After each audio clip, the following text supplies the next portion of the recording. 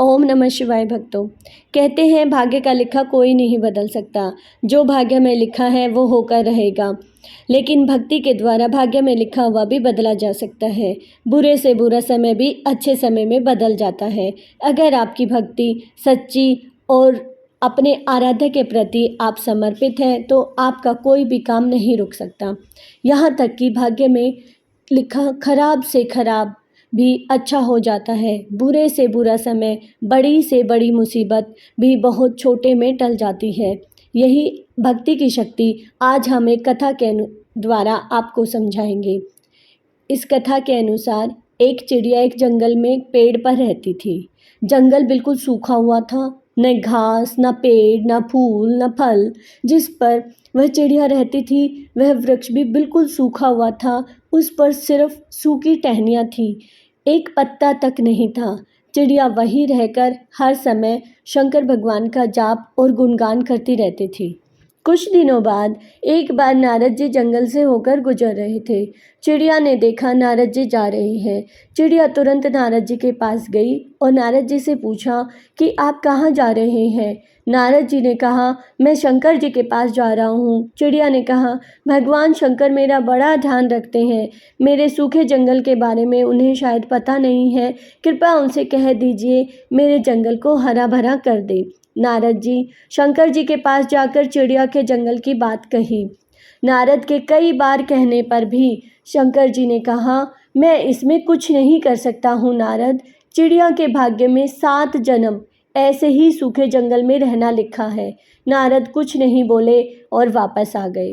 कुछ समय बाद फिर नारद वहाँ से निकले, उसी जंगल से गुजरे तो देखा जंगल बिल्कुल बदला हुआ था। जंगल हरा भरा, हरी घास, फूल, फल आदि पेड़ों पर लदे हुए थे।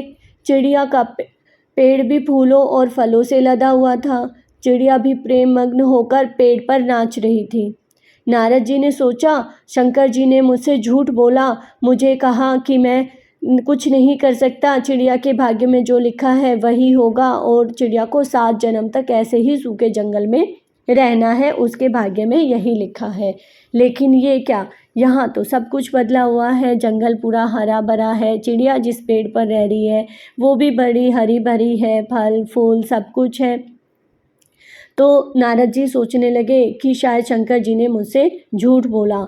नारद जी ने शंकर जी से जाकर फिर से जंगल के हरे भरे होने और चिड़िया के बारे में पूछा। शंकर जी ने कहा कि मैंने चिड़िया को कभी कुछ नहीं दिया, फिर भी मेरा गुणगान करती रहती है। उसकी भक्ति, विश्वास और प्रेम की वजह से मुझे 7 जन्म के कष्ट, उसके 7 जन्म के कष्ट काट देने पड़े और चिड़िया को सब कुछ देना पड़ा। ऐसे दयालु हैं हमारे भोलेनाथ। तो देखा भक्तों, कैसे भक्ति की शक्ति से सब कुछ बदला जा सकता है, भाग्य का लिखा भी बदला जा सकता है।